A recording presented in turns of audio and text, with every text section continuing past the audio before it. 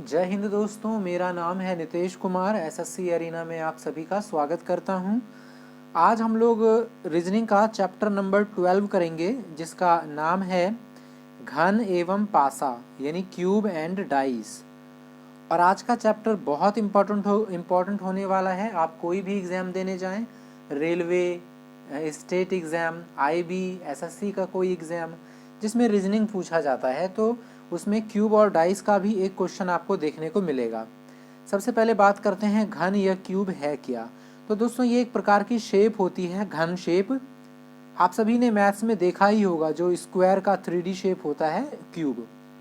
अब देखते हैं पासा यानी डाइस क्या होता है। तो पासा या डाइस, ये आप इमेज देख सकते हैं, ये डाइस और या हिंदी में पासा, और ये क्यूब शेप में होती है। क्यूब शेप का मतलब क्या हो गया? क्यूब शेप का मतलब हो गया जिसकी सभी भुजाएं बराबर होती हैं दोस्तों, और इसके 6 फलक होते हैं। हिंदी में आप पढ़ेंगे तो आपको फलक दिखाई देगा, या फिर आप इंग्लिश में पढ़ेंगे तो आपको सरफेस मिलेगा या फेस मिलेगा। ठीक है, तो ये होते हैं टोटल 6। एग्जाम्पल डाइस का, पासा, ये डाइस या पासा, आप लोगों ने बचपन में लूडो खेला होगा, तो उसमें 6 सरफेस होते हैं या 6 साइड्स होती हैं, जहाँ पर 6 नंबर्स आपको दिए होते हैं। तो क्वेश्चन या तो डाइस से आ सकता है या फिर क्यूब से आ सकता है। अगर क्यूब से आएगा तो उसमें क्या होता है कि आपको नंबर की बजाय हो सकता है कि अल्फ़ाबेट ए से लेकर के एफ तक, ABCDEF लिखा दिखाई दे। यह हो सकता है कि कोई इमेज बना हो, कहीं किसी सरफेस पे ऐसा इमेज बना हो, किसी पे ऐसा बना हो, किसी पे ऐसा बना हो। जो भी हो, टोटल 6 इमेजेस आपको दिए होंगे अगर क्वेश्चन क्यूब से रिलेटेड पूछता है तो। और अगर डाइस यानी पासा से रिलेटेड पूछता है तो फिर तो आपको ऐसे 6 नंबर दिखाई देंगे। अब हम जानते हैं कि पासा कितने टाइप के होते हैं। तो पासा दोस्तों बेसिकली 2 टाइप के होते हैं।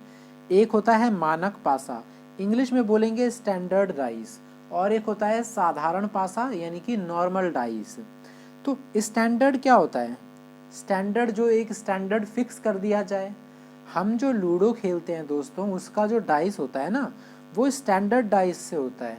यानी कि हम रैंडमली किसी भी डाइस से खेलना शुरू नहीं कर देते लूडो, वो उसका एक स्टैंडर्ड होता है, इसीलिए उसे स्टैंडर्ड डाइस कहा जाता है। अब वो स्टैंडर्ड कैसे पता चलेगा उसका स्टैंडर्ड क्या है? आप सभी ने लूडो खेलते समय देखा होगा कि लूडो के एक सरफेस पे जहाँ पे 1 लिखा रहता है, उसके अपोजिट में हमेशा 6 लिखा मिलता है। आप लोगों को याद होगा, आप इस पासा को इस तरीके से रखते थे कि ऊपर 1 दिखाई दे और आप उसको तुरंत पलट देते थे तो दूसरी तरफ 6 आ जाता था, क्योंकि 1 के पीछे 6 होता है। तो 1 के पीछे 6 होगा तो 1 और 6 कितना होता है? 1 + 6 होता है 7। और जहाँ पे 5 लिखा होगा उसके पीछे 2 होता है, 5 और 2 7। जहाँ ऊपर 4 रहता है उसके जस्ट अपोजिट 3 रहता है, 4 और 3 7। यानी आप समझ सकते हैं कि स्टैंडर्ड डाइस, आप पॉज करके इसे पढ़ भी सकते हैं। इस तरह के पासे जिसके किसी भी 2 विपरीत सतहों के अंकों का योग 7 होता है तथा आस पास की 2 सतहों का योग 7 नहीं हो सकता कभी भी, उसे मानक पासा यानी स्टैंडर्ड डाइस कहते हैं। ठीक है, कैसे? देखिए, जैसे यहाँ पे 1 लिखा है मान लीजिए, तो इसके अपोजिट जो कि छुपा हुआ है, क्योंकि आप एक बार में 3 ही साइड देख सकते हैं, 3 से ज़्यादा कभी भी नहीं देख सकते। इसके पीछे 6 लिखा होगा तो 1 और 6 7। 5 के पीछे 2 लिखा होगा, 5 और 2 7। 4 के पीछे 3 लिखा होगा, 4 और 3 7। लेकिन आप इनके आसपास वाले नंबर को किसी भी तरीके से जोड़ेंगे तो 7 कभी भी नहीं बन सकता। 5 1 6, 5 4 9, 1 4 5, 7 कभी भी नहीं बनेगा, तो इसे कहते हैं मानक पासा। एक होता है साधारण पासा, ये स्टैंडर्ड डाइस का इमेज है। एक होता है साधारण पासा।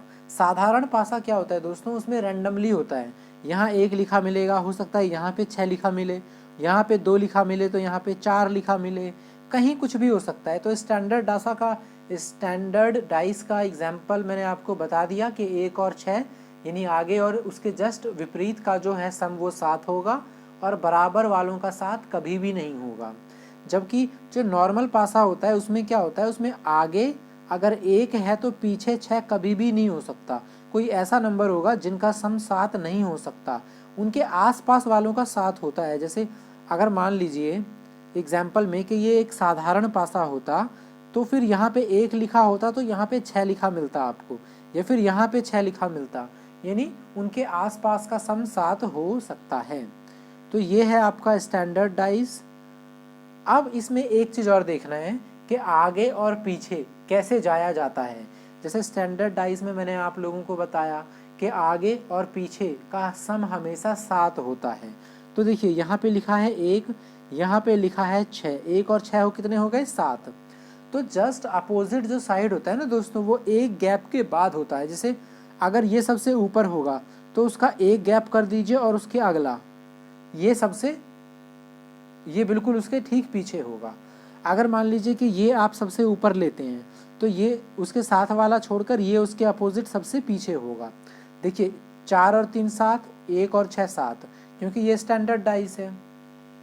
हालांकि जो मैंने अभी आपको कंसेप्ट बताया ठीक अपोजिट वाला, ये जब मैं आपको दूसरे टाइप के क्वेश्चंस करवाऊंगा डाइस में, तो जैसे कि किसके पीछे कौन सी आकृति बनती है, ये क्वेश्चन भी पूछा जाता है एग्जाम में, तो वहाँ पे मैं और अच्छे से समझाऊंगा कि ठीक अपोजिट कैसे ढूंढा जाता है।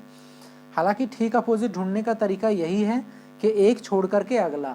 सपोज के आपसे पूछा जाए कि 1 के ठीक अपोजिट कौन सा नंबर आएगा, या इस वाले डायग्राम के पीछे ठीक अपोजिट कौन सा नंबर आएगा, तो आप क्या करेंगे, इसको छोड़ देंगे, उसका अगला जाएंगे, ये आप बोल देंगे कि इसके ठीक अपोजिट ये आ जाएगा।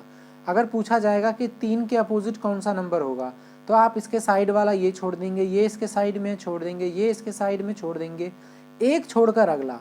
इसको भी नहीं ले सकते क्योंकि ये 2 छोड़कर अगले में है, तो एक छोड़कर अगले में कौन सा है 4 आपका आंसर हो जाएगा।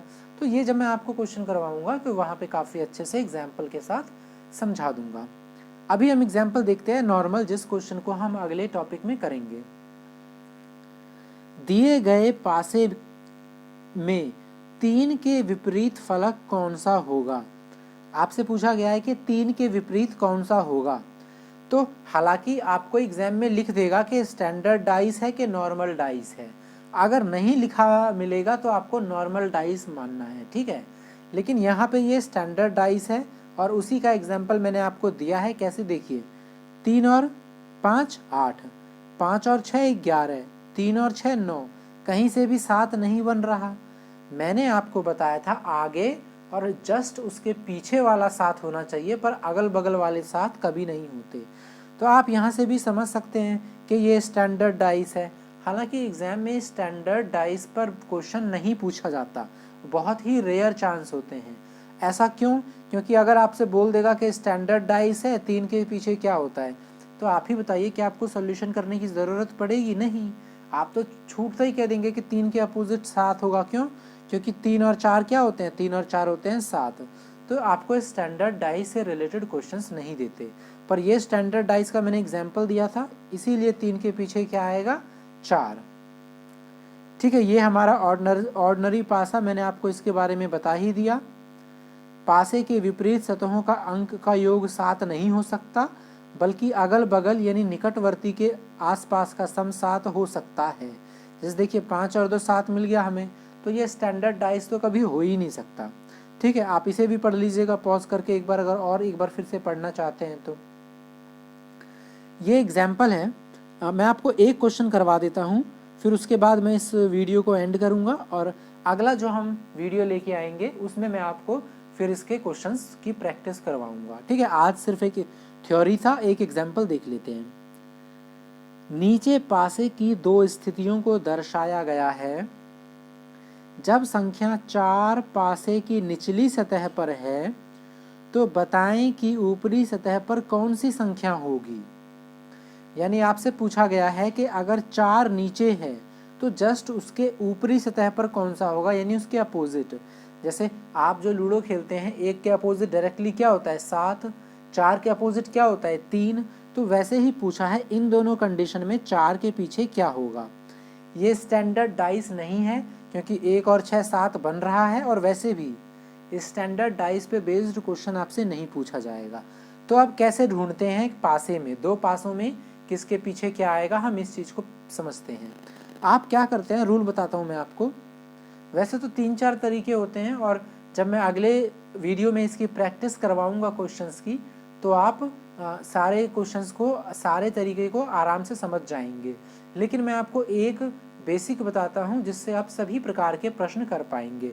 उसको अगर आपने सीख लिया तो किसी और मेथड को सीखने की ज़रूरत नहीं पड़ेगी जब तक इस टाइप के क्वेश्चंस की बात हो।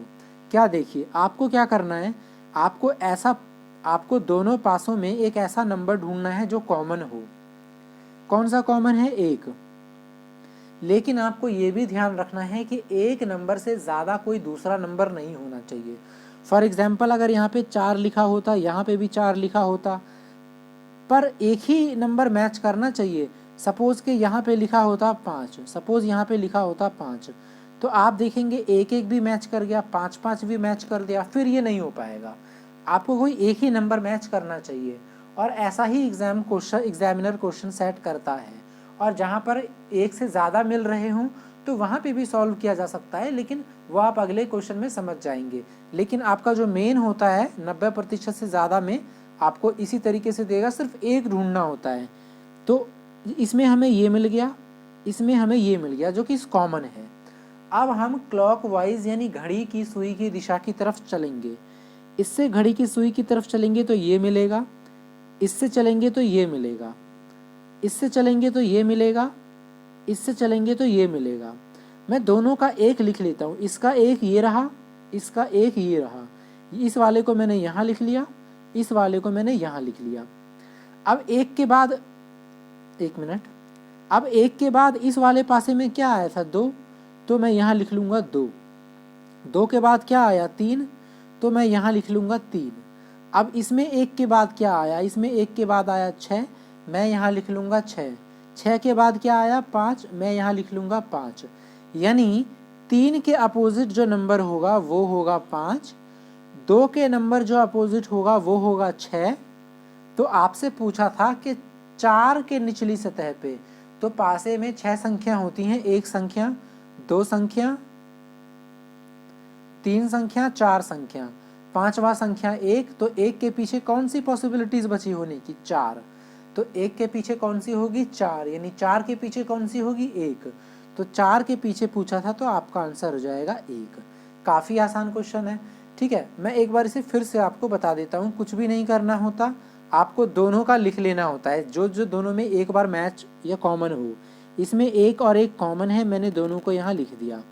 अब घड़ी की सुई की दिशा में घूमेंगे। 1 के बाद है 2, तो 1 के बाद लिख दिया 2, 2 के बाद 3, 2 के बाद लिख दिया 3। अब दूसरे पासे में 1 के बाद 6, 1 के बाद 6, 6 के बाद 5, 6 के बाद 5।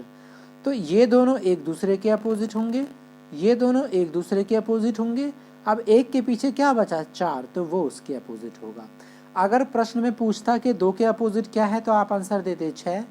3 और 5 एक दूसरे के अपोजिट है, 1 के पीछे 4, 4 के पीछे 1। तो 4 के नीचे पूछा है, तो हमारा आंसर हो जाएगा 1। ठीक है, काफ़ी आसान था ये। अब इसके बाद जो आगे और भी काफ़ी सारे क्वेश्चंस हैं आप लोगों के लिए, हम इसे अगले वीडियो में कंक्लूड करेंगे। उम्मीद करता हूँ आज का लेक्चर आपको पसंद आया हो और आप ढेर सारा प्यार देंगे इस वीडियो और इस चैनल को। तो दोस्तों, आज का वीडियो यहीं समाप्त करते हैं। वीडियो देखने के लिए आप सभी का बहुत बहुत धन्यवाद।